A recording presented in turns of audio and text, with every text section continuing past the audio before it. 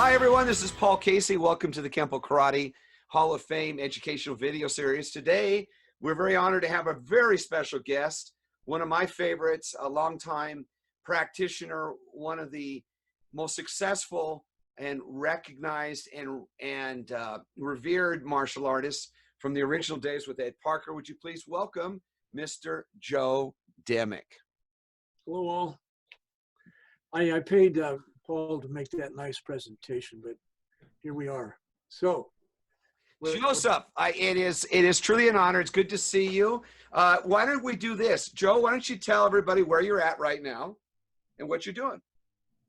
as long as there's no bill collectors on this line, we're okay.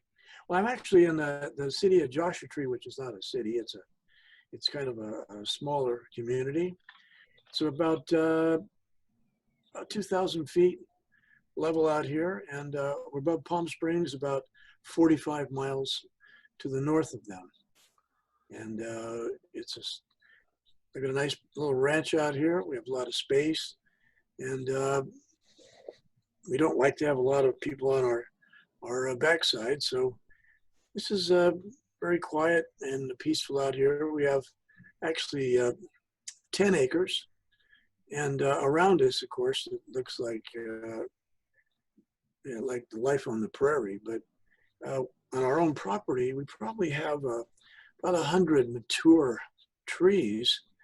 We have our own well, and we have our own setup. So it's kind of an oasis in the middle of the desert. It's pretty nice up here. Beautiful. Why don't we go with the history of Kempo, when you first got into Kempo and your studies of the martial arts. So take us way back when. Well, okay. I'm sure you all know Mr. James Ebrow. James Ebrow, I met him and got into martial arts due to him and through him because of basketball. We used to have a team. This is back in mid-50s or so, and worked for a company called Sargent Engineering. And they wanted to have a team for this championships they had of all the different companies. So I became elected to do that somehow. And so I knew that Mr. Ebrow had mentioned he played basketball before. And I really didn't realize that he had so many talents. Of course, he's a martial artist extraordinaire. And so he actually introduced me to Mr. Parker, and he said, "This is my professor, Mr. Parker." And it was at a Southgate studio, which is probably about 25 miles, I would say, out of LA towards the areas going towards Norwalk and so forth. But so I met him, and so I started at the Southgate studio. That, of course, is where I also later, I think, I'm not sure when we both started, but Chuck Sullivan also attended that same studio. And when Mr. Parker decided to close that down, then he lived in Southgate, so did I. So we actually carpooled week after week with each other up to Pasadena to start training up at the Pasadena studio. And Mr. Parker, when I first met him, it was kind of frightening because he's got that look, and he doesn't say much, he just looks at you to start off with. And then he's very cordial, of course, but so I shook his hand. He's got these large hands. His fingers look like bananas almost, the way he has just a big hand. So he was just really a very calm fellow. And then I saw him operate, do some things, and it blew my mind. And James Ebrow, of course, he was a brown belt at that time for Mr. Parker. Also, Rich Montgomery was another fella at the studio that was, I think he wasn't quite a brown at that time, but real close to it. And then he made it one night. In fact, he was a brown. Yeah. And there's quite a few different people that were started that time, but those are the ones that kind of stick out and stay with me in my. Do you remember who else was in there at the classes with you from the early days? Did you, I mean, did you Well, meet? there was the two brothers that have all the studios. That's the Tracy family, correct? Tracy brothers. There was How about well, Danny Inosanto? Was he there at that time? he was in and out, but I also met him in Pasadena originally as well. But yeah, so Danny was quite an impressive fellow, I'll tell you that. But so is Mr. Ebrow. I see. Uh, How I about know. Louis Solis? Was he there at that time? I don't recall him. Okay. Yeah. So yeah, we'd go up a couple of nights a week. First, we started, like I said, in Southgate, and then Mr. Parker decided to shut that down, and so then Chuck and I would take different trips back up to Pasadena together, and then from there, why things by 1963, I was promoted to black, and then as time marched on, why somewhere in 62, 63, somewhere in those areas. And the classes up there were really, really spectacular. And I never seen anything like it in my life. Take us through what Yeah. it was like to be in one of those classes. Well, you had to be very totally respectful and pretty much keep your mouth shut, because you just want to hear what Mr. Parker has to say. And but he was always a very excellent teacher. The classes would be probably an hour each, and then he would have freestyle. And in that time frame, this is the position they were sparring with, like this. This is how they sparred. And I come from a semi-basketball background. I used to play in high school team and also some things in the industrial leagues. And so for me, the coach always would say, hey, you're under the basket, keep your hands up. That's where the ball's going to come from, blah, blah, blah. Well, that's sort of a principle that I put into what we do as far as our style. Without Mr. Parker, though, none of us would be talking about any variations. We wouldn't be talking about a different style or system, because he is the one that gave us all of the information, and not all, but a lot of information. And so when I sparred, I automatically put my hands up to not just be down. I figure you don't see boxers having their hands down here when they box. They have them up so that they've got some protection there. Well, so I decided that I would use this shields position, which is like such. So we have 3 geometrical lines of protection, because even the knee does its bit here. So you have like this, that, and so on. And I felt that that helped me a lot to use those minimal motions. Obviously, in freestyle, I wouldn't really recommend anybody doing an upward block. And I certainly wouldn't recommend a downward block. You can block with your legs and your elbows. But to be in a actual, say, competition and be blocking down, people fake you into so many ways, and you want to make sure you keep your hands where they should be. That's my opinion. When you were sparring with in there, who did you spar with? Did you spar with Mr. Parker? No, I was more intelligent than to do that. He actually, sometimes he would step in a little bit, but I made sure that no matter what, that was not my goal to spar with Mr. Parker. Yeah. And so I just looked at that, and gee, I have a rubber dice across my screen. What is that? I don't know. That means don't worry about it. Well, we got you covered on this end. he's gone now. Is off the screen. Oh, yeah. So the classes there were very formal, and when you would actually make a next ranked level, you would remain in a position on your knees, and he would come forth, and then he would. Well, he actually would put the belt down in front of you, and he'd have you put it on, and then when you'd come up, then he would give you the certificate and congratulate you on your elevation. So it was quite a nice formal uh, ceremony. He was just so impressive though. Until you've had those Hawaiian hands lay hands on you in a demonstration, you don't even know what it's like.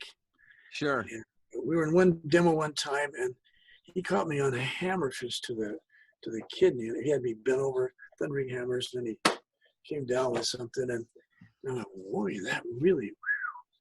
So after it was all over, he said, "Hey, Joseph, that was pretty hard contact." He said, uh, "If you notice anything irregular when you make a restroom stop, like any kind of whatever," he says, "you let me know." And so I said, "Well, seems to be fine." But boy, that thing felt like somebody took a hot poker and stuck it in the center of my kidney. It was like, You know, it's funny. You provided me with some photographs, and I put those together in a little bit of a promotion for today, and we'll include that in the final product when this is done. But oh, when you were working with Mr. Parker, I mean, was that when you broke down to a class? Was it primarily? Was it basics? Was it techniques? How was it divided up? well, he would start us off with exercise and warm-ups and stretches and all the things to get you prepared to do movements. So it's quite a rigorous opening workout. Then he would show a technique to us, and then he would have us pair off, face each other, and then we would do techniques, and he'd rotate the lines so that we got to work with different people on different points of the class. And Did you actually have names for the techniques, or were they just drills, or how what did they were called then? They were called tricks. they were called tricks? Yeah. Okay. So here's a trick, and later in his years as they passed, that then he started realizing he had so much information, he had to have addresses for us to go to, which was the names and all that good stuff. So it was quite a amazing time, and I just couldn't believe what I would see when he would do his material, and I was mesmerized. Mesmerized was just kind of like, yes, master. You really couldn't, if you could see him doing his material and movements and just not be impressed, then I don't know what would impress a person. So, I did. A lot of us, third and fourth generation today, one of our favorites is obviously Five Swords, but it wasn't called Five Swords when they were first created. What was it called back in its day? well, it was actually, it was all the chops, by the way. Would be a two-hand block and then coming all the way through and then slicing and so on. It was all open hand or chop actions. And eventually that kind of floated into the name patterns. He realized that he couldn't show us 500 different things and expect us. He didn't say, well, that's number 75. This is number 500 and whatever. So that's when he decided to start using attachment of the names on them, which did help a lot. Defining, I see. Okay. You know, you were talking, do you remember how much input, because it was brought up before by Chuck Sullivan and a few others, how much involvement did you have with, when you were there with the Tracy brothers or with Jimmy Woo or any of those individuals before they left? Well, the main guy that I had most interface with James Ebrow. Okay. And James could really, I think he had springs in his legs, but he could do a flying knife edge, and he would be so high on his entry point. And he was absolutely spectacular, hand speeds, everything. And he was kind of like, he sort of, since he lived near where I started in Southgate, and then eventually we would spend more time because he was into basketball as well, and we did such things as that, a lot of ball playing. But he was one of the top guys there. It was Richard Montgomery, who was absolutely exceptional as well. and I think there was a Ben Otako was, anyways, a Japanese gentleman, and he was really excellent as well. So, But so yeah, you're in there with Parker. You're learning these techniques and whatnot. You finally make black. Did they have at that point? Did they have a colored belt system at that point? Before that, no way. It was strictly just stripes. I see. So when you made your first seventh bond, seventh Q, whatever, Yeah. you would then get one stripe on each tip of the belt, and then it would move up that way. I don't see you anymore. I see Wes Hibben, that name. Yeah, that's You, Joe. That's Joe's. Excuse me. That's Gil Hibbins' son. oh, cool. Yeah, you know Joe. I know you know Gil. So we'll get to that. I'm still in the early 60s with you. You know. So okay. So you're sitting there training, and you're going up through the ranks. We're coming up to 1964, the internationals. Were you there? That was the very first internationals. Now, it wasn't held in the Long Beach Sports Arena. It was held at Long Beach Auditorium. And that's the one where we saw Bruce Lee do a demonstration at that particular tournament.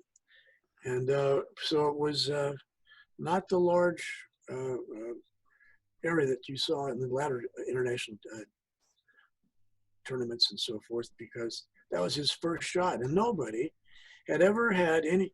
Mr. Parker would hear from all these different styles. Well, we can't go to a tournament because if we did, we would kill you. And so Mr. Parker said, well, why don't we all just get together and have a tournament? So he, on his own funds and whatever, his own planning, then he went ahead and nailed down that Long Beach Auditorium. So it was there again when Bruce Lee did his thing, and it was the first time we ever had a tournament. And after that, he then decided to take the shot and go to the internationals, which was a lot of money for him to put out of his own pocket. But he said, no, we're going to do this. Well, it turned out to be an amazing success. And all those years that followed that, and nobody had ever really had any tournaments like the nature or the level of his. I got 3 questions regarding the internationals. One, did you compete in the internationals? I did in 1981.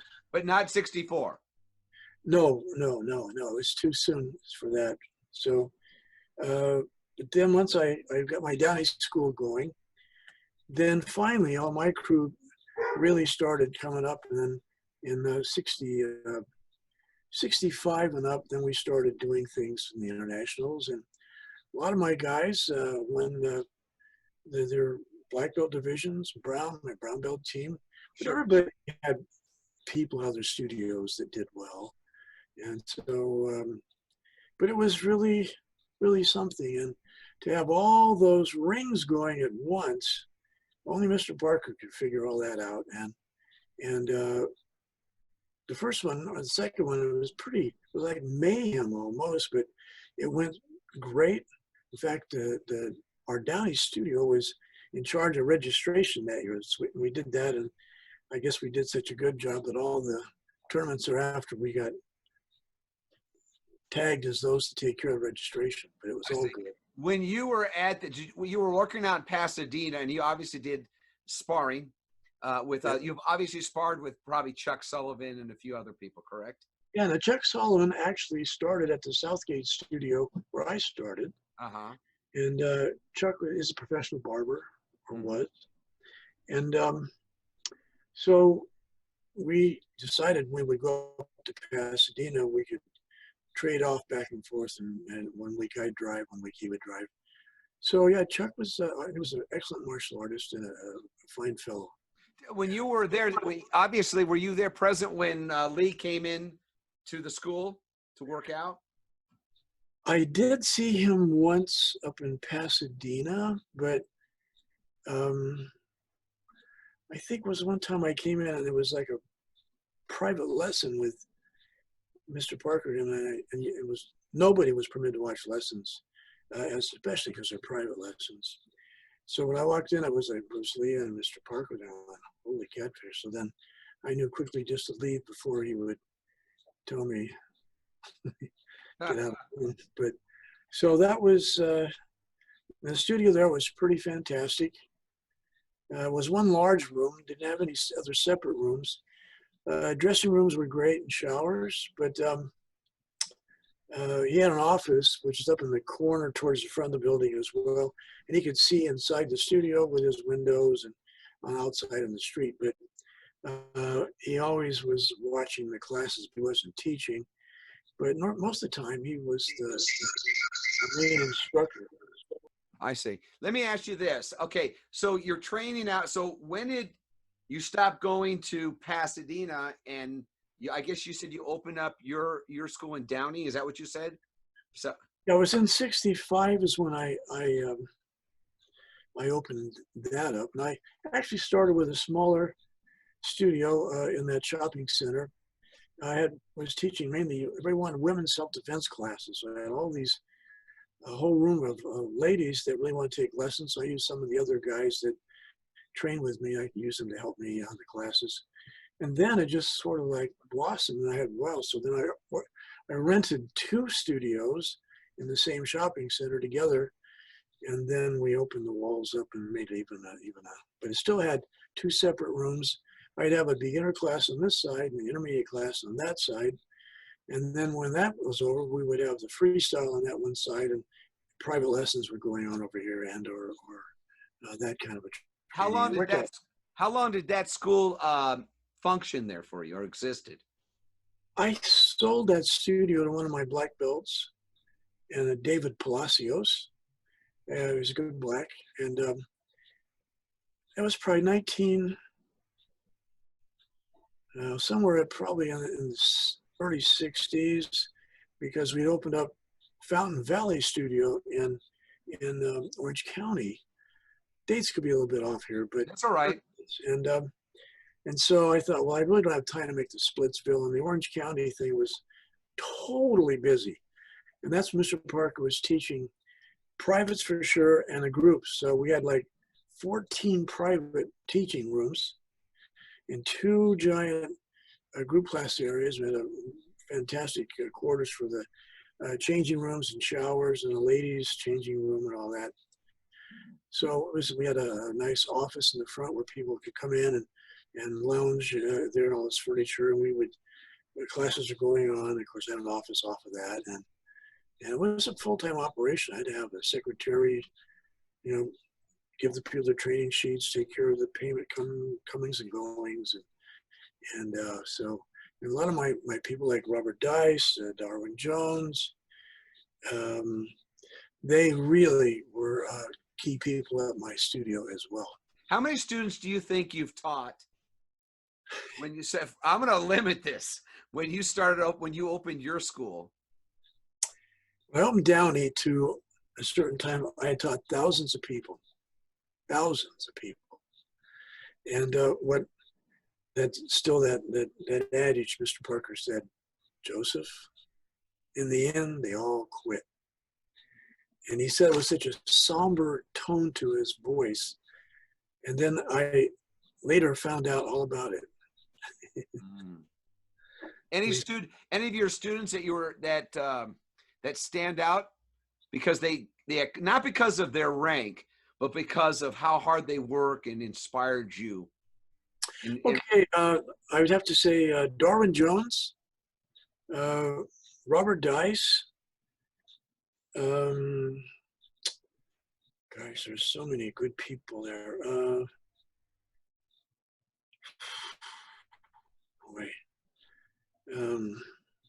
Well, we know that Mr. Parker taught a lot of celebrities. Did you ever work with any celebrities? Well, I had lessons, and it usually came right on the heels of one of the celebrities' lesson finishing or ending.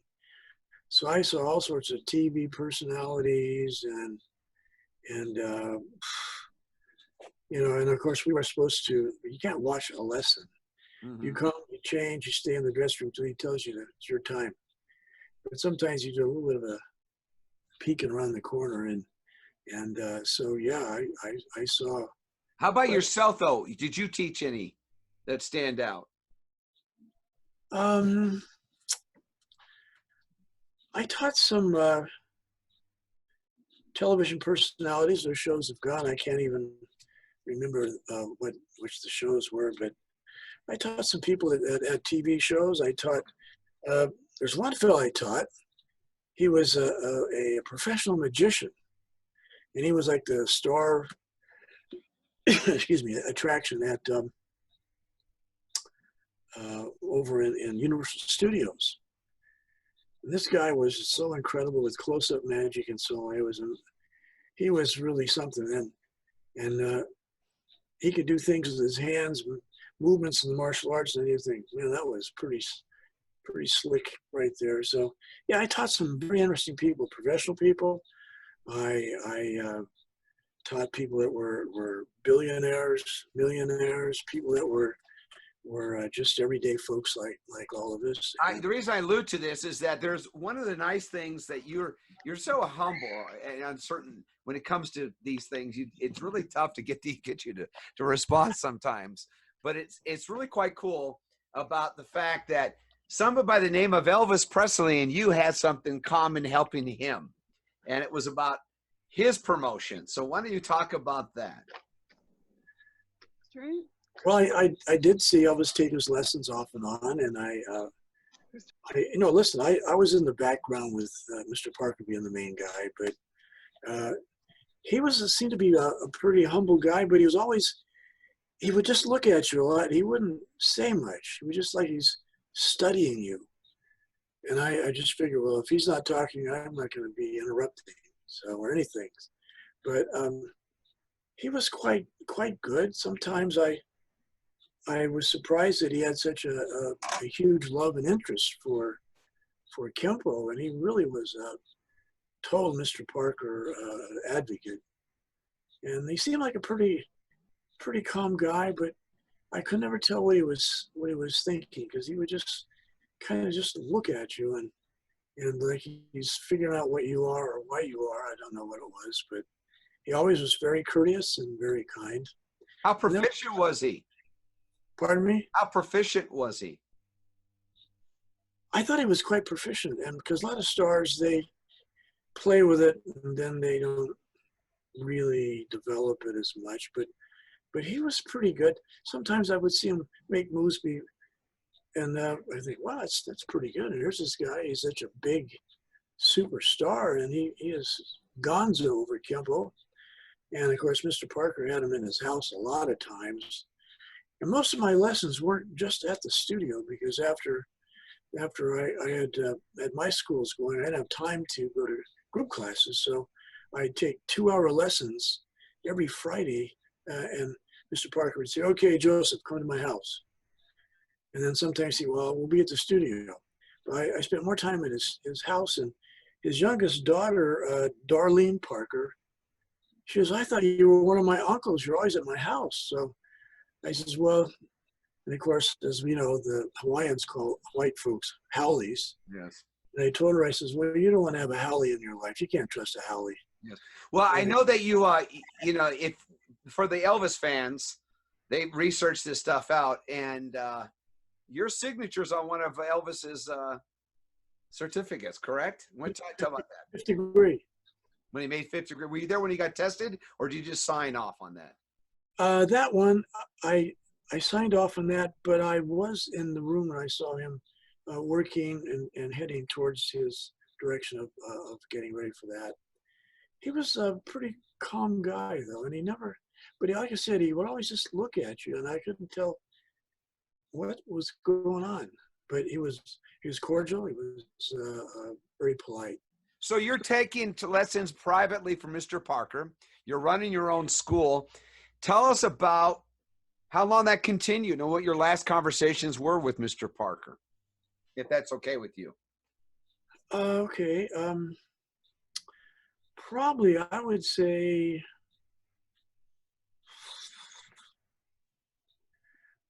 I did about 10 years or 15 years plus. I don't recall exactly.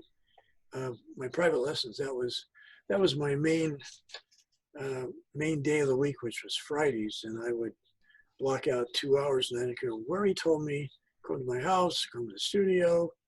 And a few times he was in the area, and he actually taught me my lessons at my Downey studio. And then he's been to our Fountain Valley studio, which was a large facility in Orange County. And Bob Perry had a school in Garden Grove, which is part of Orange County. And one of my other black belts opened, Andy Valetti opened a school in Huntington Beach. So we pretty well had Orange County saturated with Kempo studios. It all worked out very nice. So that was a nice time as well. Okay, so you're doing your competition, and you said you competed at the internationals. There's a very famous video of you doing the demo with Mr. Parker and the other Parker students there on the main stage. Why don't you tell us a little bit about that? Well, he wanted us to be with him in this demo, and I thought, well, I guess that's as good a place as any to get hurt and die. He had good control, but he was so powerful, and until you worked with him straight on, person to person, and see him all of a sudden just, you couldn't see him speaking with strikes, honestly. And you heard in a lot of places to think, how in the world did he do that? And then he says, Joseph, that was just a light touch. Okay. So, but he didn't try to hurt you, and if he wanted to, he could do a lot of damage, that's for sure. Did you ever see him lose his temper? I saw him displeased a few times with a few people, and I never wanted to see that particular look on his face looking at me, and so I never did see that look. But you wouldn't. We were at the state championships. It was up in San Francisco, and that was put on. I forget the gentleman's name that lived up there, but anyway. So Mr. Parker is in this ring, being the judge, and I won't mention the parties who were in, but they were very famous fighters. And so Mr. Parker called Rulli against one of the fellas, and he didn't win. And he said, well, I'm not leaving the ring. And I thought, oh boy. So I just sort of stepped a little bit back because I knew there was going to be a lot of things going on. And so he says, well, he wanted to challenge Mr. Parker right there. And he says, oh, no. We're not going to do this in front of all these people. He says, you see that door right over there, it's a small private room? He says, now you and I are going to go in that room and close the door. Well, that person went in the room with him, and then he came out right off, and it turned out he didn't want any part of that, and I'm not going to tell you who it was. It was a major name who was a major fighter, and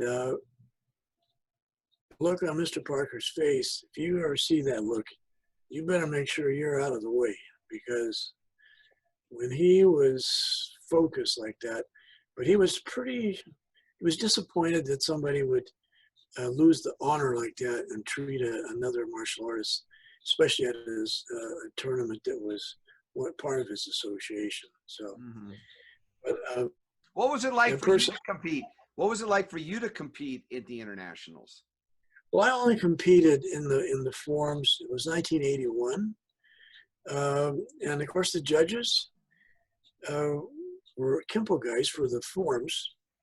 And sometimes things go kind of sideways. After it was finished, because it was three of us tied for first. And so it's supposed to be a runoff.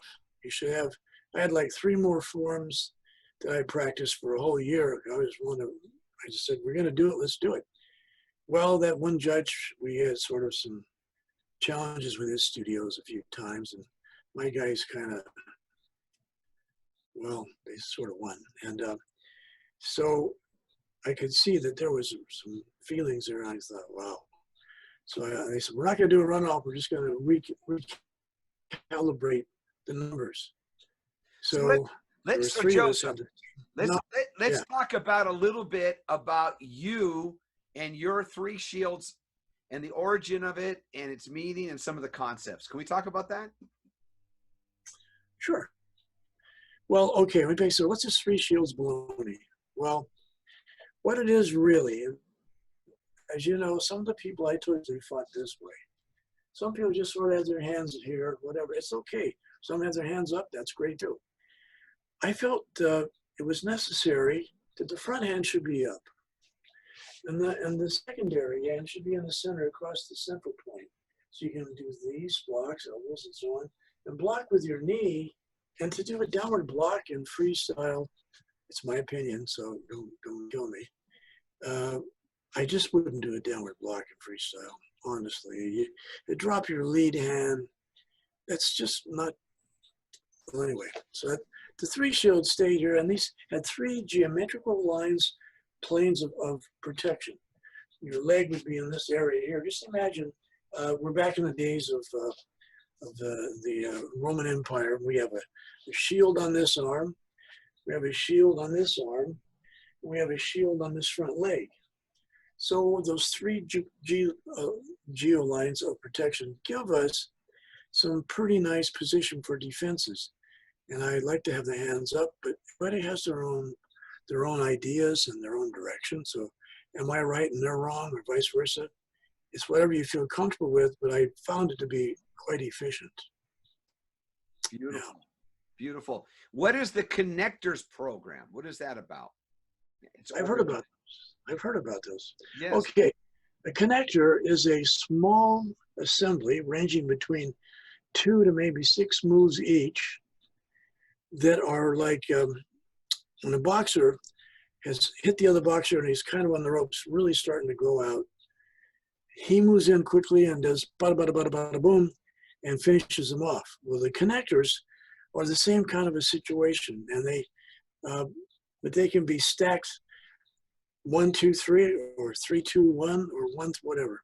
And they all are interspaced with each other, and they work terrifically. And so when you finally make that closing the gap, you did your technique. I don't really see you. You're gone behind a black frame, sir. Anyway, so so the connectors are these miniature assemblies of attack that can be used in any sequence you want, depending upon the reaction of the opponent. So you actually are freestyling with connectors. And simple moves like, say, transition 1 to S, vertical uppercut, pump club, backhand. Perhaps we did transition 4, which could have been a punch and a hammer and a pump club and a backhand. Or it could have been done high. It could have been low and then go high. So they all had a lot of functions. And so when you put those pieces together, you might have done, those are really right on target. You've closed the gap. And when you're on them, you better make sure it works and get it done. So I like that. So techniques are great. You're in a choke, you're in a grab, whatever it is. Now our shields that we talked about earlier, doesn't mean that we're doing something nobody knows and we're all right and everybody else is wrong. This has nothing to do with that at all. But the shields help us to maintain a nice protection, and we're not dropping hands, simple blocks that we're using. And in freestyle, especially you working on competition and such, you really have to be very mindful of economy of motion with maximum efficiency, which Mr. Parker coined that phrase so many times. So amazing. And so so from your training with Ed Parker and your years of experience now with your system as it grows and it's still continuing to evolve to your students and whatnot, what is your vision for Three Shields? Well, what I see, first of all, I did take time out to study with the Japanese, the Chituryo Karate Do system for about 4 years, and I received rank in that. I also studied a Kung Fu system called Lai Chung Kung Fu. It doesn't mean that I mastered anything. I'm still working on what I'm doing now. But So I had a chance to try some different systems as well, plus the fact that once you really do go into looking at the fact of what was the take in the tournaments, and Chuck Norris's group and our group always end up having usually the ones in the finals, and we had some pretty, shall we say, spirited matches. And Mr. Norris was a fine gentleman and a true martial artist. I have a very high respect for him and his people. But so we don't have all the answers. I don't even know how many answers I might have. But to me, it makes sense that somebody grabbed you, you did your technique, but maybe your technique, maybe you missed some of your shots. Maybe the person can take more punishment than we didn't realize. I like the connectors because after that is done, then you can just pour it on and make sure that it's a done deal. But is it the best in the West? It's great. Everybody has a way. And I'm not putting anybody sideways on how they believe, how they operate, and what they believe in, because that's what makes it interesting. We all have a different take on it. Did you share any of your principles with, say, Chuck Norris or other martial arts that stood out, or said, did they come to you and say, hey, can you tell me a little more about what you're doing because I find it interesting? I've had some people, Mr. Sullivan, of course, he was he's exceptional martial artist. He's very excellent, and he had some of his own thoughts as well. And I think a lot of us sort of had a direction that we all kind of took on our own once Mr. Parker was gone. And but I've had some people come to me. They wanted to see what it's all about. It isn't like Secret of the Ages, but it's very excellent material, and it does work. I don't really see you anymore, Paul. All I have is a black screen. I see you. You're plenty right there. Okay. We all can see you right now. Occasionally comes up with that. You know, now I'm going to do this. At this point, we've been in here. I'm going to open up the questions for some of all the participants that are watching. I'm going to recognize it. It's good to see Bob White. Bob, how you doing, sir? You can wave at us. How you doing? It's good to see you there. I see there's obviously Dennis Knatzer, Jamie Science is there, Richard. Hello, Richard. How you doing? Brian, it's good to have you here. Robert Temple's here. Obviously, Steve Orsino. And then obviously Wes Hibben, which is Gil's son. But I'm gonna unmute everybody. And the first one I want to have talk to you. See if I get unmute everybody. Unmute them all. Let's see if I can do this. Okay, Mr. Orsino, make sure you unmute your mic. Okay, thank you. Jamie, you can unmute your mic. That'd be nice. And let's see, everybody. So we're going to look at Steve Orsino. You trained with Mr. Dimmick. Early on. Yeah, hey, there's a smile. Why don't you ask him some questions? Well, I'm not sure what questions I have. I just have a lot of fond memories. Walking in the studio. Okay, so I was kind of a timid kid. So I think it was one time in the summer of '67 when I got chased down by 7 guys, and my mother said, "All right, that's enough." And so she looked and opened the phone book, and she looked for she told me she looked for the meanest ad she could find, and there was Downey Kempo Karate, and that's where she sent me. And we went there, and I remember looking up at you, and I was like, "Holy crap, where am I at?" And he says, "Yeah, you've just joined the Army." And I'm thinking, "Oh no!" And I remember the 2 sides of the school, and right. the private lessons on one side and the group class on the other, and I just remember a lot of sweat there, and just a lot of, like I said before, I was saying earlier, I've seen all those guys. Howard Singer, Brian Sonnenberg, Nat Dominguez, the Boardman brothers, the Garcia brothers. Palacios. Dave Palacios, yeah. And it's just, it was a really good experience. And I attribute the strength in my basics and whatnot to training with you. And to this day, one of my students, he's on here, is Brian Boyd. He can attest that I still teach 3 shields. And I tell all my students, if you do 3 shields and you do it right, you're taking care of defense. Now you just need to worry about offense.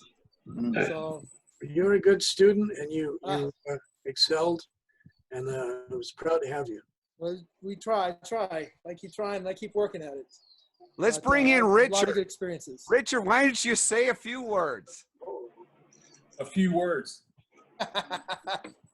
No, it's been my honor to have him as my teacher, instructor, friend, family member for the last 42 years. So I started with him late 70s, and I've had classes with him up until last Thursday.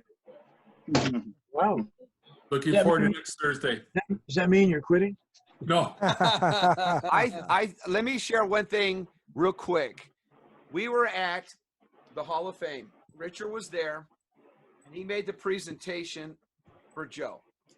And privately, Richard will probably tell you he overcame a really huge obstacle.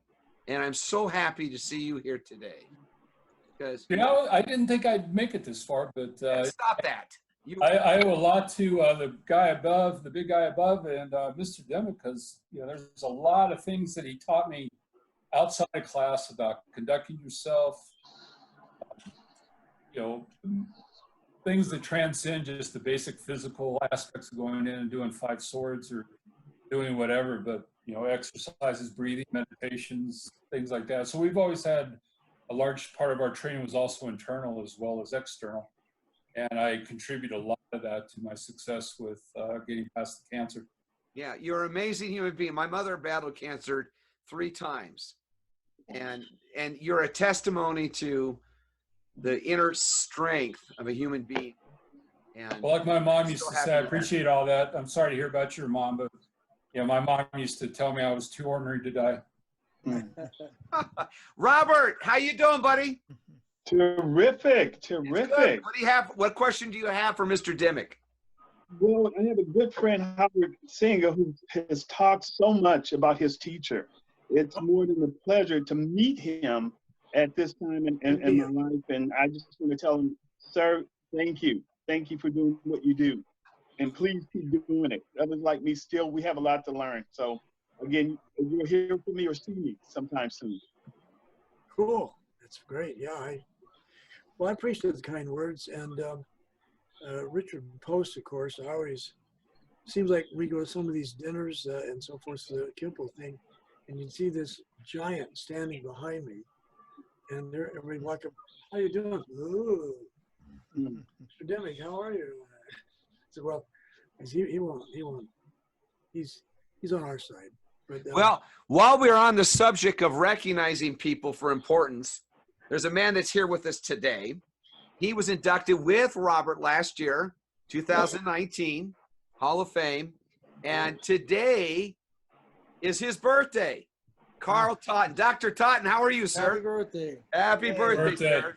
Happy birthday to you, Carl Totten. No.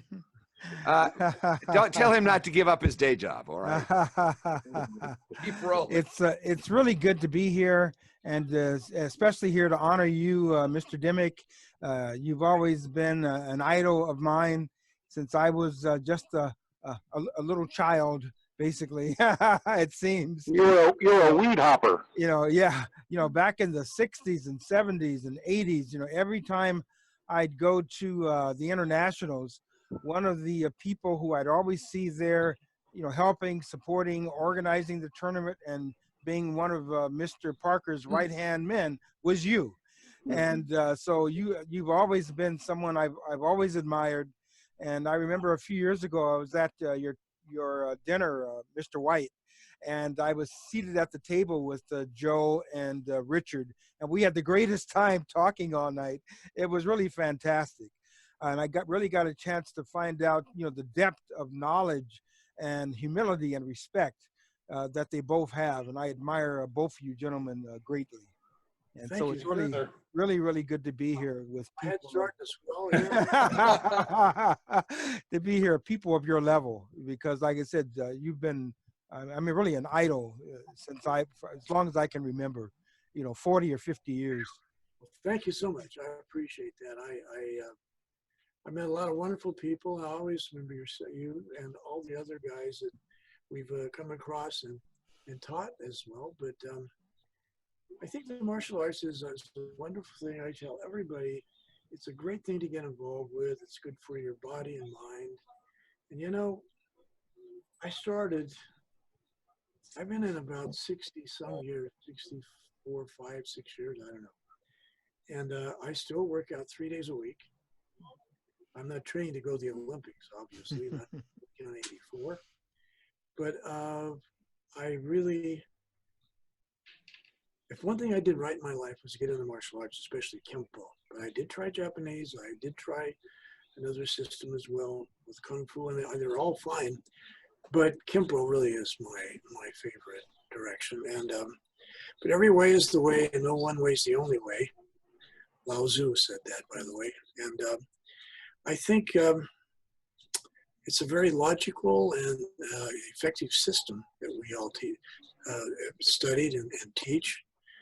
And it just makes sense on the material. And so is it the best system? I don't think there's a best system. I think there's better systems. But they all offer something, and to have a negative attitude towards another style or another group or something, it really is not a positive direction. But would like to do some of the things that some of them do? Not really. So I don't have to answer to anybody except my wife, of course. Get in trouble there. So it's really nice to have martial arts people are the best people on the planet as far as I'm concerned. Mr. White, do you have a question or anything for Mr. Dimmick? Oh, just an opportunity to say thank you. And I've known him for 54 years, and him as well as Chuck Norris, just always to me set an example of what you would want a black belt to be, and the way they conduct themselves and treat other people. I know as students, people that I've competed against, and the respect they have for them is just one more piece of evidence just what a fine man he is. So it's so good to see him being on here and being recognized. Amen. Mr. White, thank you so much. Mr. White is one of the best competitors I've ever seen. And he always had a good attitude, the right point of view. And as much as he won, which we dreaded because sometimes he beat a lot of my guys, we, of course, all have good respect for him as well.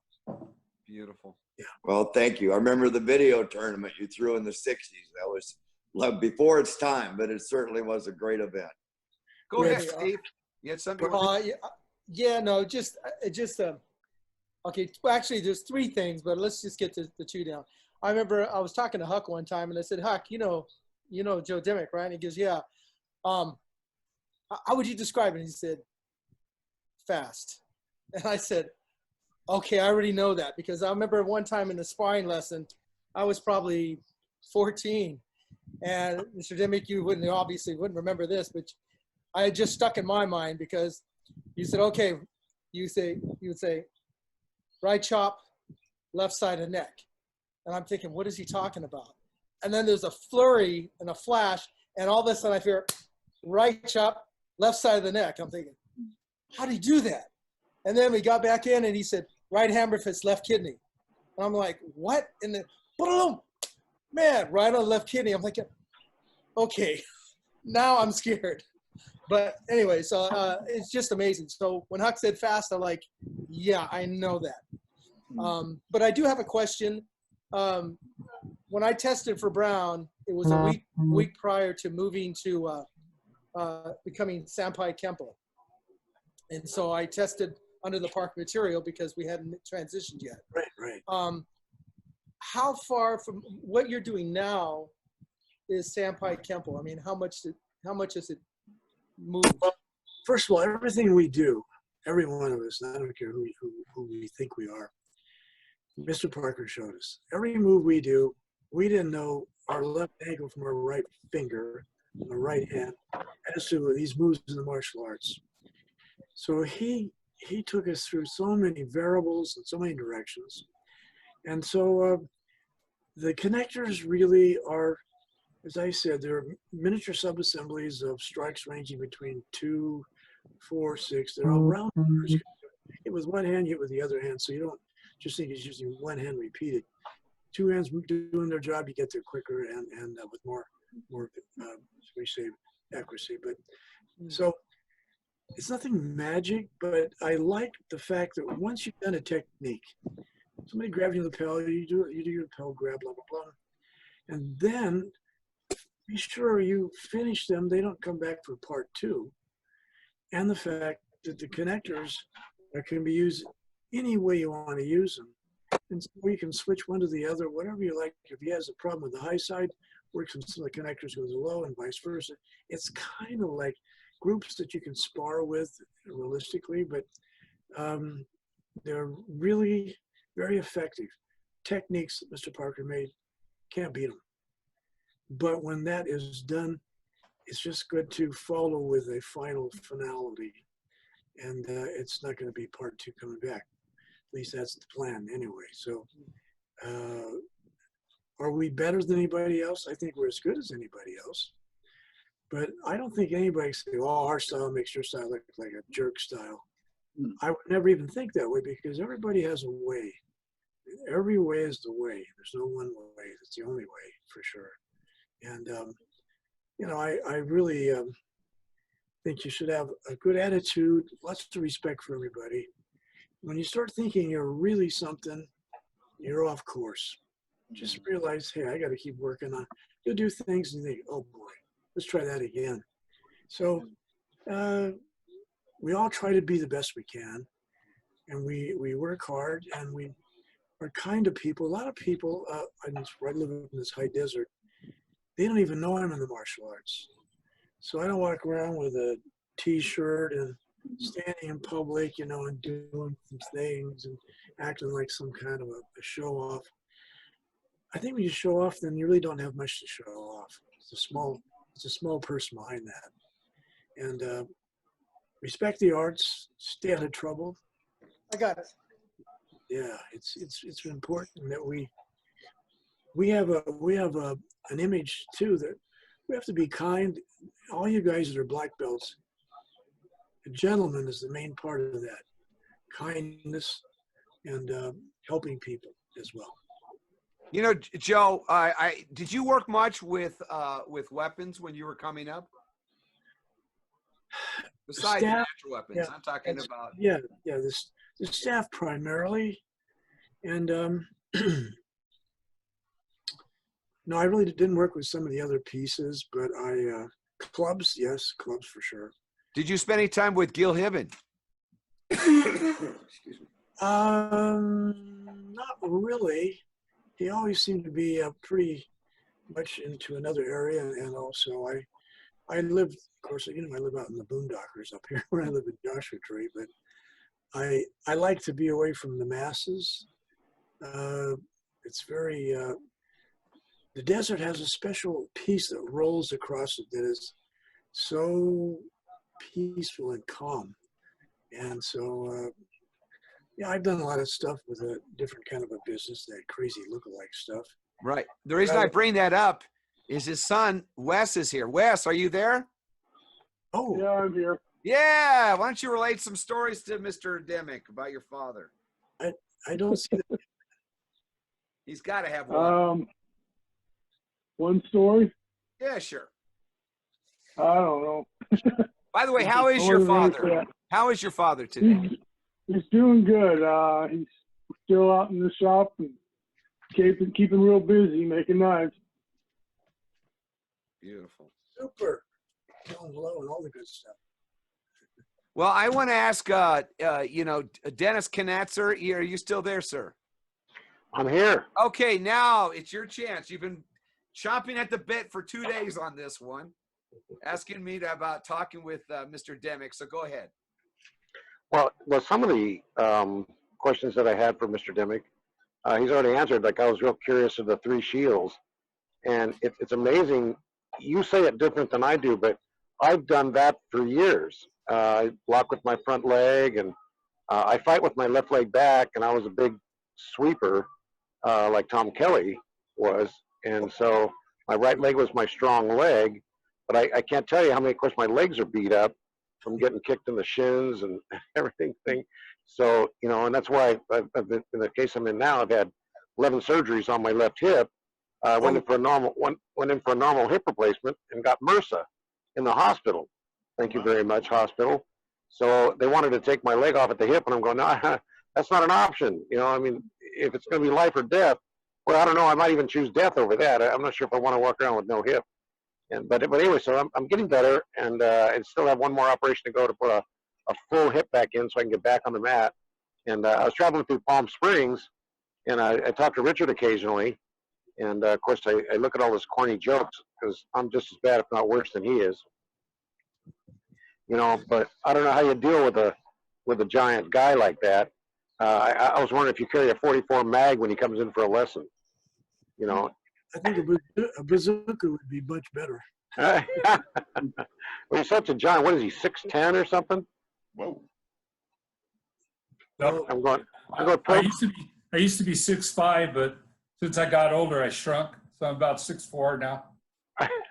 Well, you know, I used to be real fast when I was younger, and now I'm only half-assed.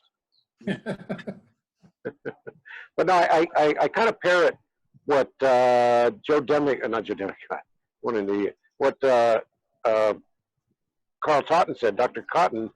I kind of parrot exactly what he said. I met you in 1972. I was a purple belt or blue belt, and I walked down and go, oh my God, I heard there were going to be celebrities, and there's Clint Eastwood.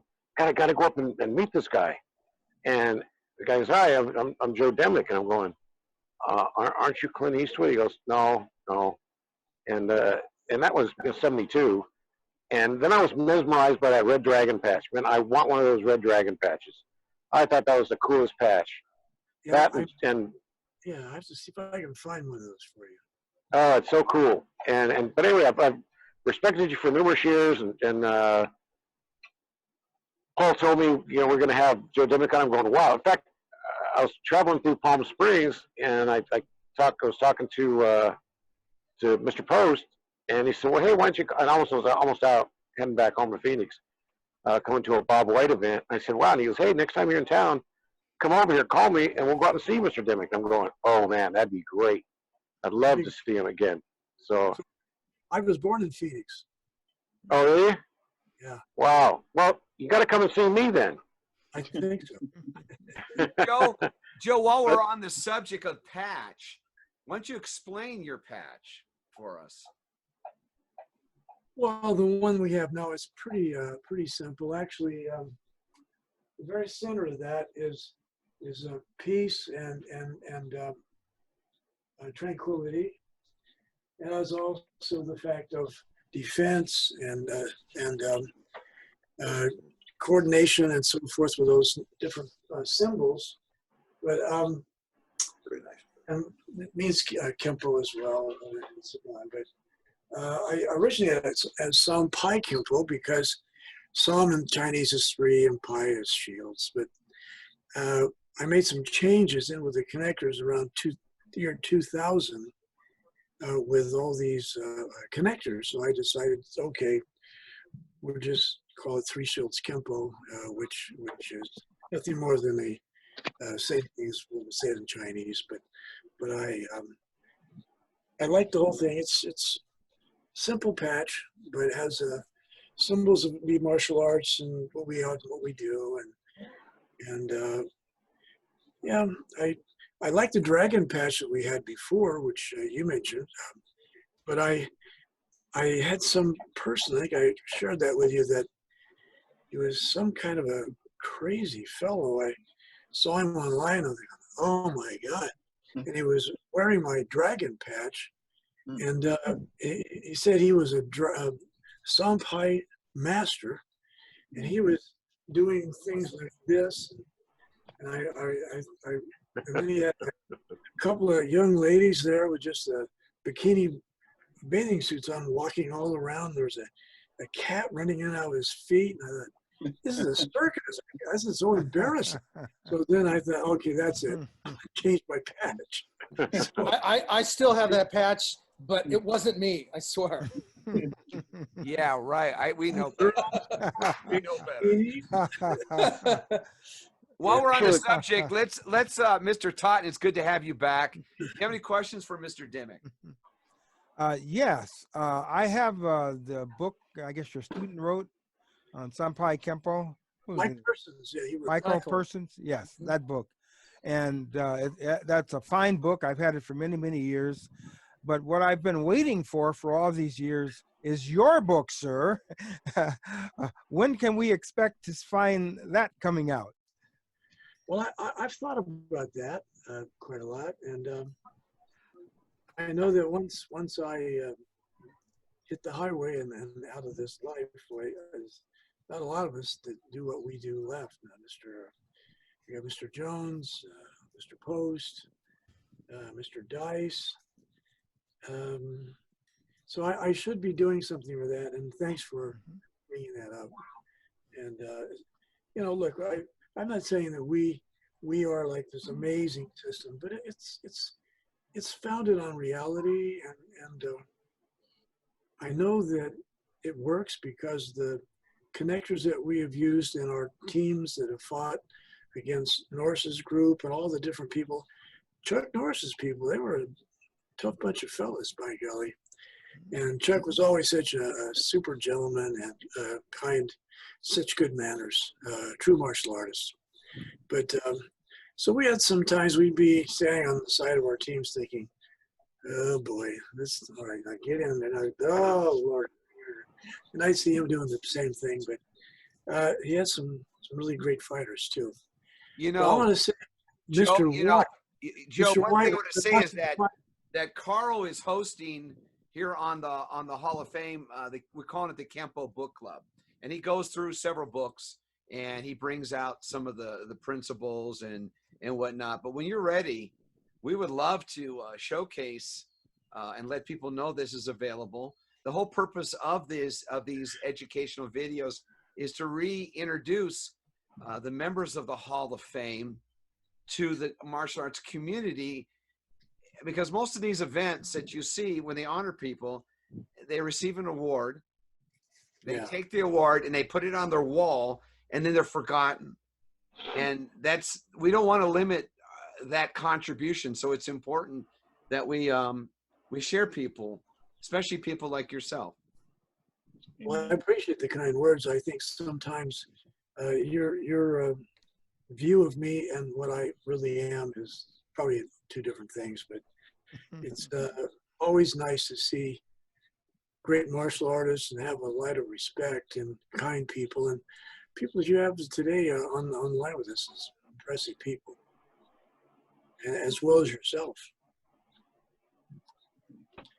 I guess we shut him up, didn't we, fellas? I was speechless there first. I was letting you go. I mean, I'm not going to stop. Yeah. Well, we've been in the trenches, all of us, and our fighting teams have been in there. We've had a lot of years on the competition market. Competition isn't everything. It's an extension of what we do. The main thing is the fact is that you've trained, you keep your body the best we can. As we get older, things change. It's just part of life. But we can still keep in motion and do the right things we want to do as best as we could, as long as we can. And I think the mindset of a martial artist, overall, they're kind people. We're not, I bet you fellas can say the same thing about, you don't tell people, hey, I'm in the martial arts. I do this, I do that.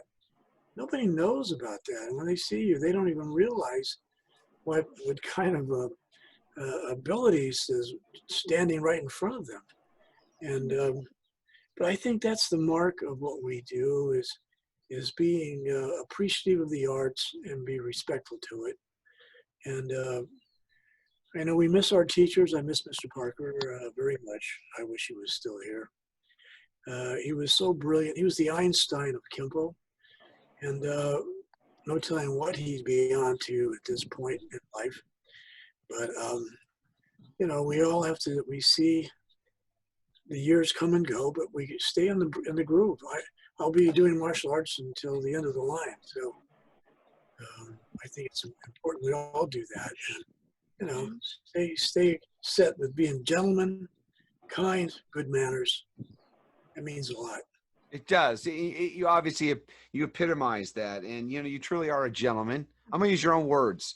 You are a gentleman. You're very respectful. You're kind to everybody. And most importantly, you've given something that's so precious, your time. And today you're helping others to understand what it is to be a true martial artist. And we salute you. You're one of the best. And I'm grateful to know. I've known you a long time, and you've always been generous with your time. And I'm just glad that you could come here today and share this with everybody. Wouldn't you agree, gentlemen? Thank you. Joe, Full salute to Mr. Dimmick. Full salute. Yes, absolutely. Joe, I have a question. What year did you start becoming part of the staff helping Mr. Parker at the internationals? I would say really probably even in '64, I helped with those things. And then he said, well, you know what? I need somebody to really take care of registration because that's a real bottleneck. Mm-hmm. So I said, okay, well, let's see what we can do. And so then I did it 1 year, and he says, okay, from now on, you're in charge of registration. Wow. So from that point, we did, and we processed the people quickly, and we had a nice team of people. They were volunteers, students of mine, and it was important to see Mr. Parker's tournament be a great success as well, because he put a lot of money out of his pocket that could have just vanished into the ether. And so it's not just about money, it's about the arts. But still, he had the guts and the fortitude to step into that and say, oh, we're going to do it. We're going to make this tournament. We're going to make this thing happen.